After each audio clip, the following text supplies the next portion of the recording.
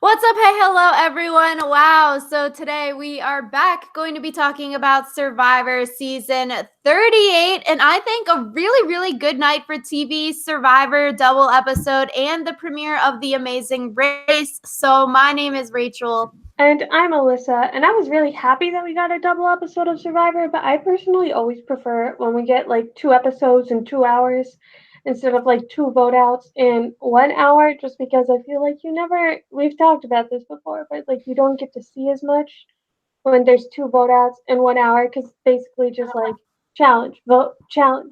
And I was like, oh, I wish, especially since two hashtag icons went home. I would have loved to see more of them. Like, yeah. Yeah, it was really fast paced because, like, 10 minutes into the episode, you're already basically going to tribal council, which is super crazy. I'm surprised that the returning players lasted this long and both of them were voted out in this 1 hour episode. So I'm actually shocked.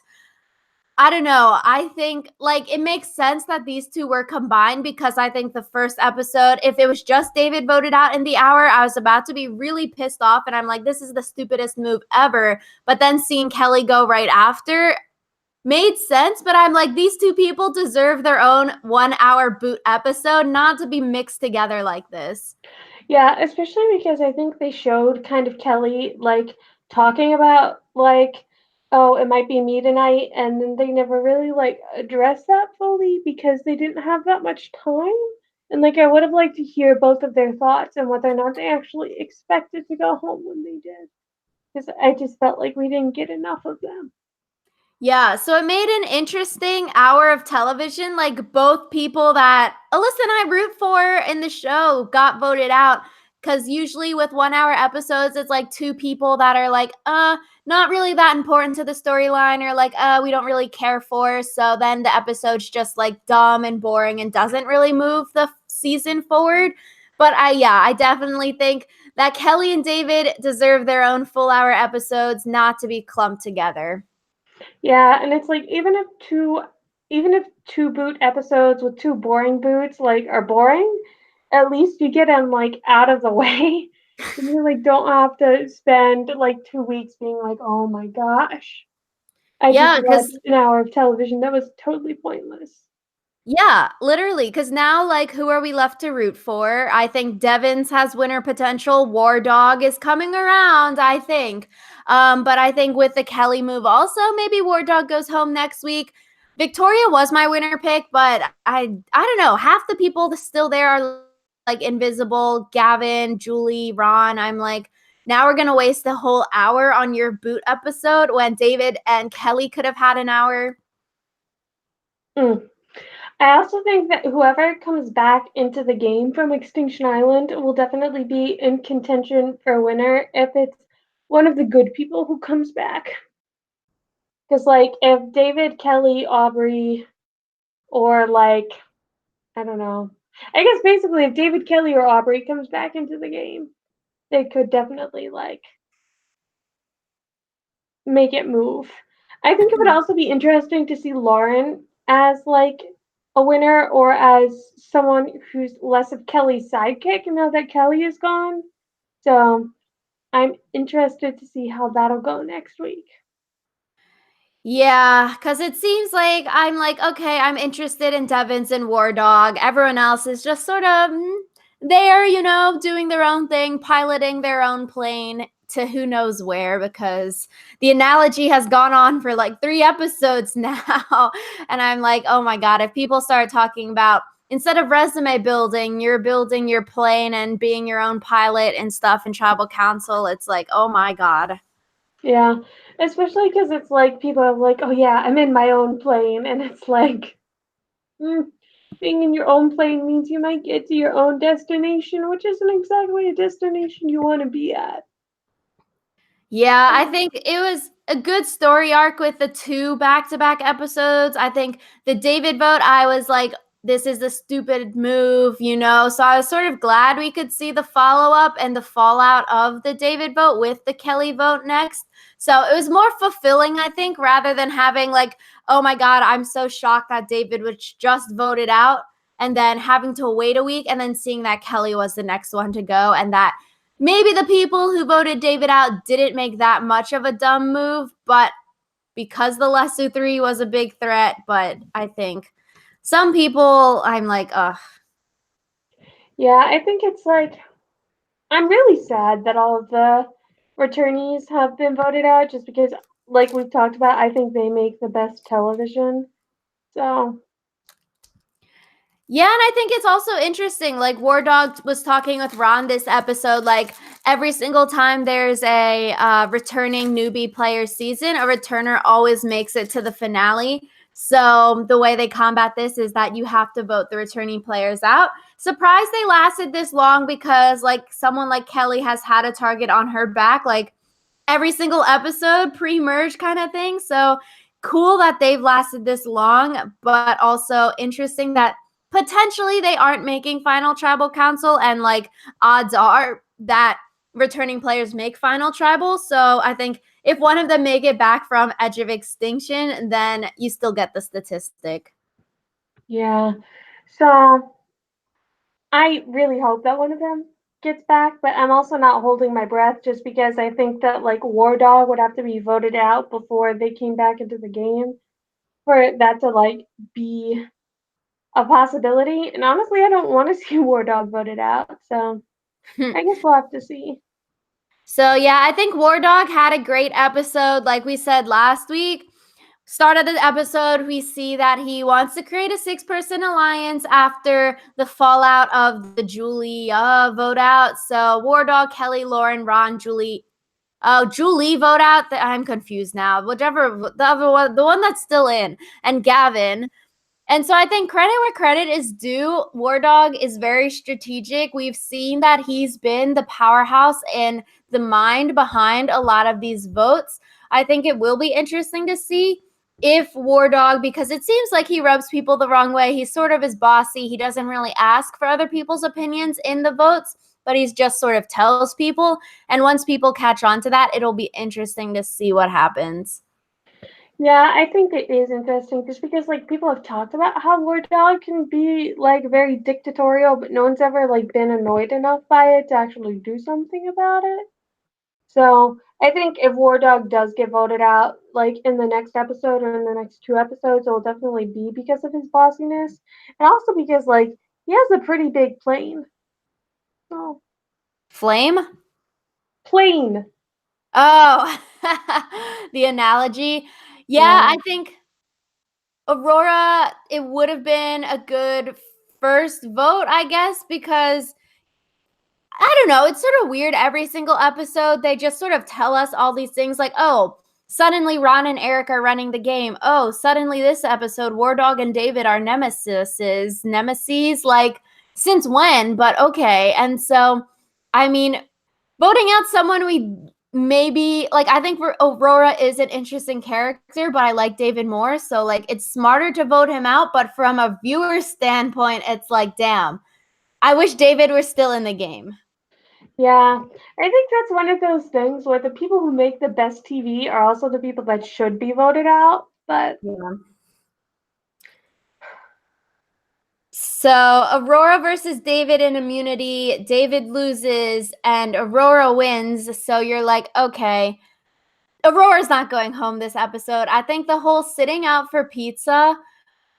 I mean, the pizza looked really gross, first of all. And then the whole argument is, do you ever sit out for immunity? And you can see both sides. Like one side is like, okay, if you think you aren't going to win, gain strength by eating the pizza, eating the food, whatever, and then next time you'll be better. But then if you're sitting out in an immunity challenge, like this could be the night that you go home and you went home because you didn't play the game.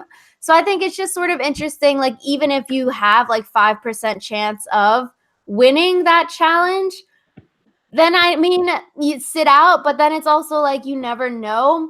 Or it's like, might as well just try the challenge, I guess. Or if you don't think you're going home, but you never can be so sure.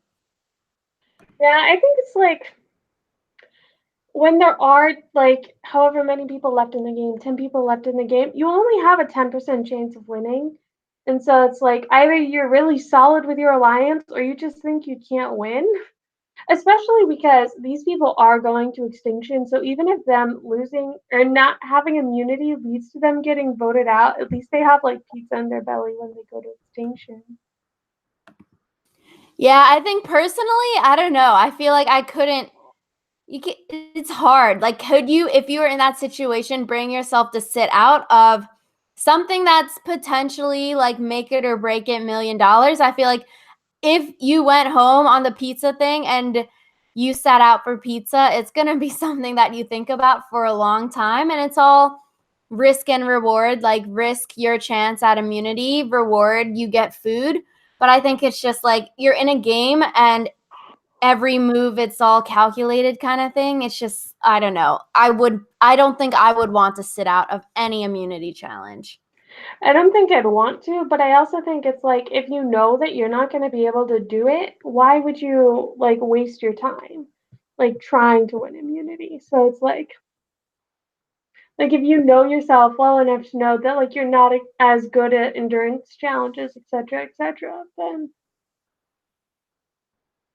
I can Yeah, see so why you do it.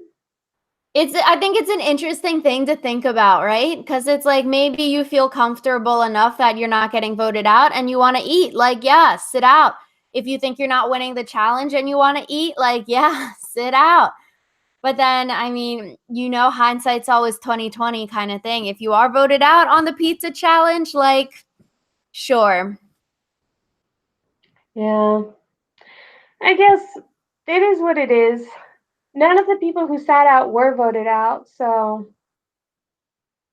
Yeah, that's so I guess it also goes to show your position in the game. If you feel comfortable enough to sit out of a challenge and not have the chance of immunity, that's your choice and that's what you got to do because everything in the end of the day is a choice. Not playing your idol is a choice. Hindsight, you probably were like, maybe I should have played my idol. yeah. Hindsight is 2020, so Yeah, so Wardog and David somehow first episode are nemesis now, and we've never heard those words come out of their mouth. So I was like, LMAO, but okay, sounds good. The six agree to vote out David. David wants to target Wardog since they're nemesises. And I don't know. I would think that targeting Wardog would be the smarter move because first episode, you see like the Lesu 3. That was a big thing. Wardog, Lauren, and Kelley have been voting together this entire time. If you're Julie and Ron and you're the middle and you're the swing vote, I don't like we must be not seeing something where like Julie and Ron are somehow super close with the Lesu 3 more so than they are with David. Like Ron says that he doesn't trust David kind of thing, doesn't want to get into bed with either of them. But from like the information that we know, you would probably never be able to split up the Lesu 3, which I'm glad we see the second episode. Like, yeah, it wasn't that big of a deal that they voted out David the first episode. But I really felt like in the first episode, some people were screwing up their game and they were making themselves a permanent passenger because after a certain point, you won't have the numbers anymore to vote out those powerhouses. yeah. So I always think people start realizing that they don't have the numbers too late in the game. So it is good that Kelley got out because now Wardog and Lauren, I think, especially because Wardog voted for Kelley, and so I think that Wardog and Lauren are going to have some talking to do. So Yeah, and I think with the David vote, David and Julie are talking, and then David's like, there's always that point in the game when you think, like, oh, this is the moment where you're gonna realize, like, why didn't I do that other move kind of thing.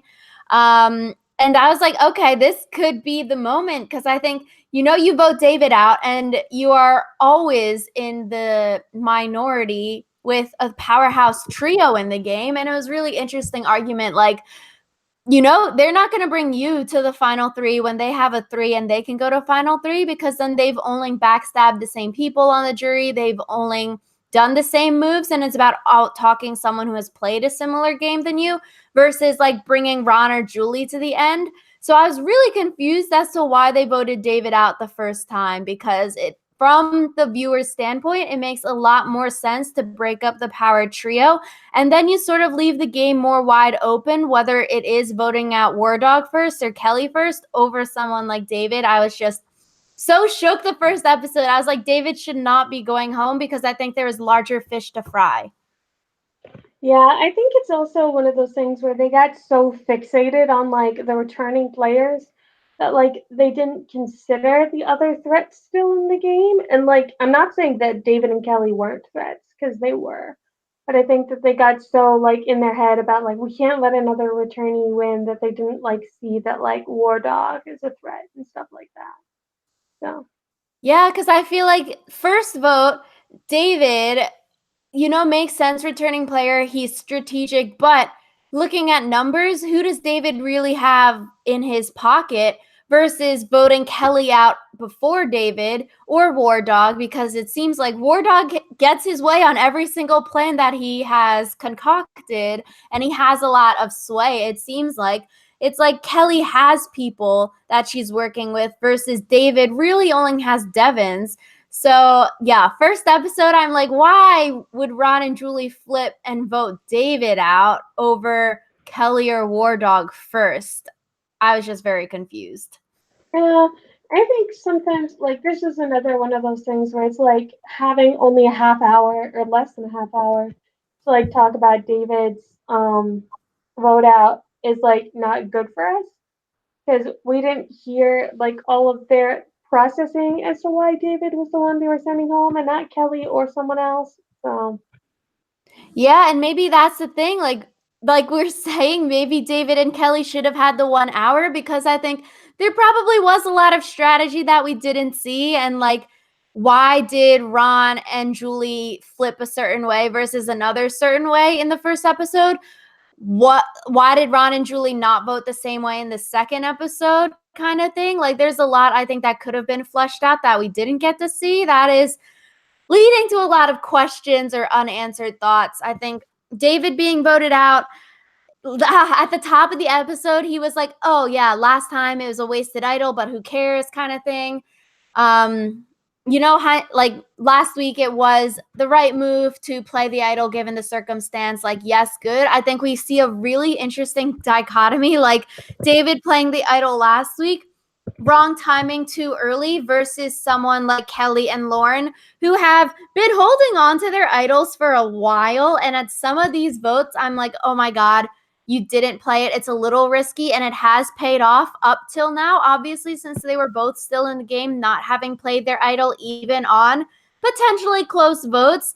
And so it's like, oh, wow, you're so smart. You can tell like when the idol's being played or when you need to play your idol. And then we see tonight where Kelley doesn't play her idol versus David, who played it too soon or like not at the right time kind of thing. yeah. I think it's one of those things because it's like it doesn't matter whether you play the idol too early or too late, you're still like voted out. So Yeah. What do you mean? I think it's like playing the idol too early, like David did. It makes you look kind of stupid because like you played the idol and then immediately got voted out. And I think it's almost better to play the idol late because like Kelley told everyone on Extinction that like she had an idol. Like if you never blab that you had an idol, then people will just think that you got voted out, you know? So So then I feel like personally I would want to play the idol too early and then get voted out like afterwards when I don't have an idol in my pocket versus being bamboozled and then having an idol in your pocket and being voted out. Because then I feel like if you're voted out with an idol in your pocket, there's all like the what ifs. Like, what if I did play it? Why didn't I play it? You have more regrets, I feel like, versus playing it too soon. You're sort of like, I really can't change playing it too soon because it's like, oh, this was a crazy tribal council. We didn't know what was happening. You can sort of justify it versus not playing it. I feel like harder to justify in your mind, like, why didn't I do this? yeah, it's like human beings regret not making a decision more than they do making a decision that then like turns out poorly. So part of it is just like psychology and the way our minds are wired. So yeah. Yeah, so I feel like I would want to play the idol wrong time and then get voted out at a different time than play with it in my pocket. Yeah. I think it also just feels bad. So, Yeah, I think Devin's in the first tribal council. He's like, I backstabbed Chris and then got voted out, and like now I'm playing a loyal game. I think it was interesting because I think definitely jury management. When he said that, I was like, okay, snaps for you, Rick. Like that seems like pretty damn good jury management. Wardog, Kelley, and Lauren are under some fire because they had a seemingly strong alliance. yeah. Yeah. I think it's interesting because, like, we also didn't hear a lot about Wardog and, like, why he decided, like, we're getting Kelley out tonight. Ugh. Like, the more I think about David and Kelley being voted out in the same episode, the less happy I am with it, just because there's so much we don't know. So, Yeah, it was honestly sort of random. Wardog is just like he wants Kelley, and I was like, okay, damn, I'm super surprised, but like good for you, Wardog. Like I did not think you all would flip on each other. But I feel like voting out Kelley this early also for Wardog to be the one voting out Kelley, and it wasn't like a David blindsiding Kelley kind of move. I think Wardog could be digging himself a hole. It seems like he could be the next target. Like everyone knows that he's dictating all the votes. And we see David Kelley go back to back, all the meat shields are being voted out. Wardog is the next biggest dude out there, although he's not that good at challenges, but he physically looks like a big guy. Like all of the big players are getting voted out. Wardog has no meat shield left. yeah, so I think it's interesting, though, because Wardog isn't just a meat. So I think it'll be interesting to see him work his strategy chops more when he's like on the chopping block instead of just like dictating the vote, if that makes sense. So Yeah, I think good for him, pulling off the move with getting Kelley out. And it was a blindside. She didn't play her idol because, like, realizing, okay, you can't win against them at the end. But yeah, I think maybe like we've seen the game has been changing every single week. Like the voting blocks keep moving. Second episode, Ron and Julie vote separately. And I think the fallout from Julie being pissed, I think it'll be interesting because we know Julie hates Aurora. They're never going to work together. But Ron is sort of in the middle between Aurora and Julie as like, I don't even know the word. yeah, I don't know the word either, but I get what you mean. Mm. I'm just really interested to see all of this like fallout, I guess is the word, just because there's so many ways this could go, and most of them are not pretty. So yikes. Yeah, so I think the Extinction Island advantage, David definitely still in game mode when he's voted out, running around on the beach and whatnot. And I think that's the mindset that you have to go into with Extinction Island because we see at the end of the episode, Kelley, after getting voted out with the idol, goes to Extinction. And then she literally is like, I had an idol and so does Lauren. And then I'm thinking like, all these people could potentially get back into the game, and if they're back in before final 5, like you don't know when the second immunity challenge whatever to get back into the game is. What if Lauren hasn't played her idol yet, and now you just told everyone or whoever gets back in the game that this person still in the game has a hidden immunity idol? I think she maybe didn't go into it with the right mindset of like still in game mode, you need to keep quiet with these people, kind of thing. Yeah, I think I really hope that everyone left in the game doesn't get an idol because then it's like, ah, I don't want another situation where someone gets voted out with no idols, you know? Mm. I do agree that like they don't know like when the next immunity challenge is going to be, and it seems like a lot of people have just forgotten that like someone from Extinction could come back, which is silly. But Yeah, I feel like it has to be soon, like 6 or 7 or something, because once you hit 5, then you're at finale night. Maybe they come back finale night and you start with a 6-person finale again. But then still, one person, if Lauren doesn't play her idol in the next 2 weeks, will know that Lauren has an idol going into that tribal. So, like, I don't know. I just think maybe lack of thinking on Kelley's part about blabbing about this to everyone. David finds an advantage on the Extinction Island for the next immunity challenge. He says he wants to send it to make a new friend, and then he sends it to Rick. And then I'm like, Rick is already your friend. How is giving him the advantage making a new friend? But okay, Rick wins immunity because he had one less ball to get in the hole. And like, honestly, these advantages are always way too powerful. We've seen these advantages in the past where you get a advantage at the next immunity challenge, and then that person like always wins. Maybe besides like Wendell with the Malcolm ball holding on sticks challenge, but like every other time, like Cochran, stuff like that, they've won. So these are like OP things to have. And I don't know, sort of unfair, but at least it's final 9 and not like final 5 or 3 when they really matter. So it's a little less annoying now. Yeah. And I think it's also like part of it is I feel like Rick still would have won even if he had all 5 balls because he was the first person to like figure out how to get the ball in the dimple. So I'm not sure that him having the advantage really changed the outcome just because like no one else to my recollection was even close to him. So I guess like Ron and them had like 3 or 4 also kind of thing. So it was like a close-ish challenge. But yeah. yeah. I agree though. I'm glad that the advantage happened sooner rather than later. And that it was for the next immunity challenge instead of him like picking which one he had to use. So Yeah, I don't know. I'm just not a fan of the immunity challenge advantages, like extra or less knots, less balls to get in, less balance beams to walk across. Like it's a large time difference for a lot of people. And then we see that the person who gets the advantage usually wins it. yeah. So I feel like that's all there really is to say about that.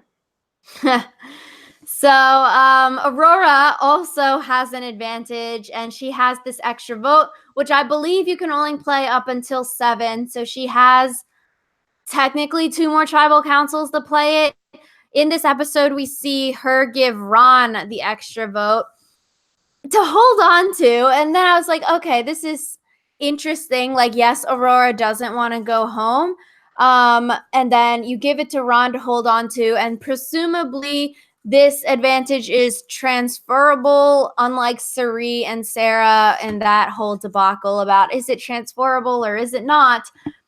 But I'm like, okay, it is a good bartering chip. Yes, like it shows Ron that you trust him, whatever. But then it's like for Ron, why not vote her out and then keep the extra vote, like the legacy advantages when you know someone has it, vote them out and then pretend you didn't and then get the legacy advantage.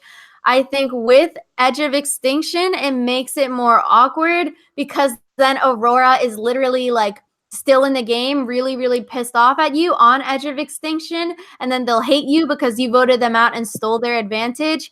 Or I think you can have an ally in the game, someone to work with, and you have the knowledge that Aurora has this advantage.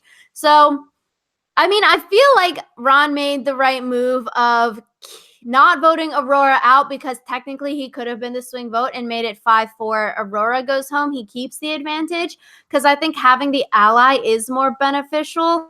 But the problem is that his 2 allies really, really hate each other in Aurora and Julie. So he's in the middle of 2 girls that hate each other, and it's awkward, I guess. Yeah, I feel like Ron shouldn't have like voted for Aurora, but Ron could have like sneakily like nudged someone else into voting for Aurora, and then he wouldn't have to deal with the pissed off Aurora, but he would still have the extra vote. So Yeah, like that would have been the way to move it out. I also think with the Ron, Julie, Aurora thing, I wonder the fallout with Julie. Like, is she gonna be pissed off that she was really gung-ho about getting Aurora out of there for some reason. And to have her ally Ron flip on her and she's left out of the vote again and she'll start crying and want to jump ship again because she's kept on getting left out of votes. I think that'll be interesting to see. Yeah. I think Aurora is interesting because she's more of a loose cannon than she appears to be. Like, she's a very emotional player that we've seen so far. So, I don't know. Yeah, I think she's just a really, really interesting character. We have like the differences between Julie's upbringing versus like Aurora's upbringing and both of their lives now, which I think is really, really interesting to watch on TV. Like Aurora talks about being in the foster care versus she calls Julie like Tiger Mom or whatever. So I think it's really, really interesting. And maybe that's why the two don't get along. Maybe.